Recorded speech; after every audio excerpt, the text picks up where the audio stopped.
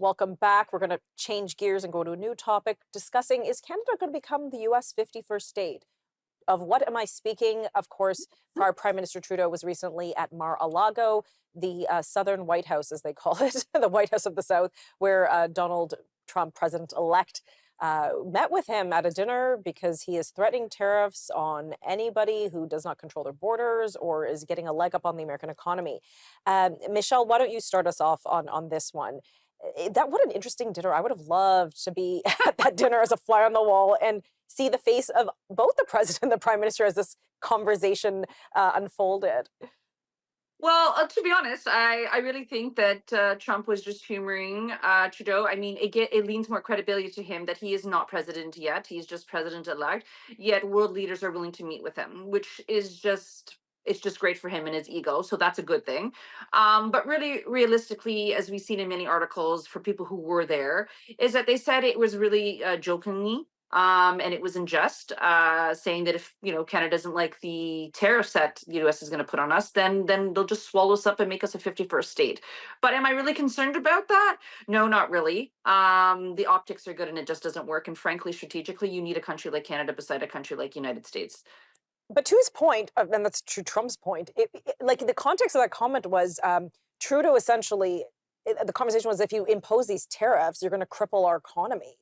Yeah. And I think Trump responded, well, that's all it takes to triple your economy. I mean, what's going on? I can see why this is a problem for you. Maybe you should become the 51st state. Something to that effect. I don't know if it was offered as advice or an insult, Hannah, but what's your take on it, Hannah?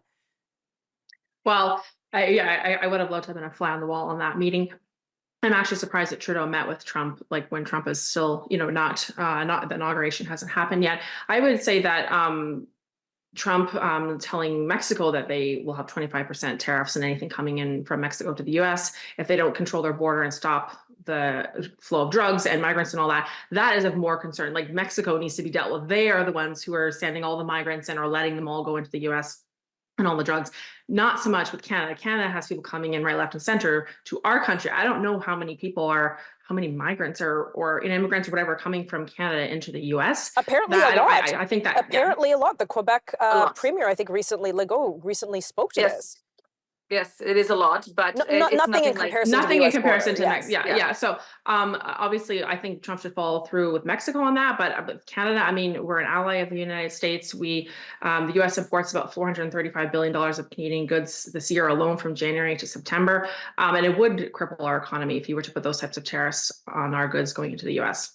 And I think Canada really needs to stand up and advocate for us. So then I guess the question, and I'll bring it back to you, Hannah, then Michelle can comment, is Trudeau the guy who should be at the negotiating table with Trump?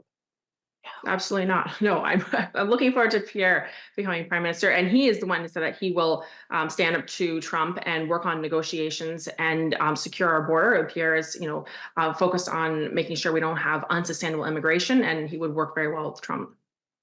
Michelle? Oh, I don't think Pierre's our guy either. But at the end of the day, it's what we have. I feel the relationship between Jamil Javani and Vance would be facilitative, which is good. But really, at the end of the day, is Canada has to put its foot down, but obviously Canada has to make compromises. So really, what we need to have is a government who's willing to start investing in its own country. And we have to stop all these problems with the oil and gas, and we have to do better things so we have goods that other countries want, and they're not going to want to put tariffs because they need these goods very badly. So really, at the end of the day, we need to up our game instead of playing everybody else's game. We can't be reactive. We need to be proactive, and that's what we need as our government. Okay, and I'm going to wrap off this segment, excuse me for the cough here, with this comment. When I saw the comment from Trudeau that having this kind of tariff would cripple our economy, all I could think about is, well, then drill, baby, drill. We have this entire oil and gas sector that has been crippled by your government administration.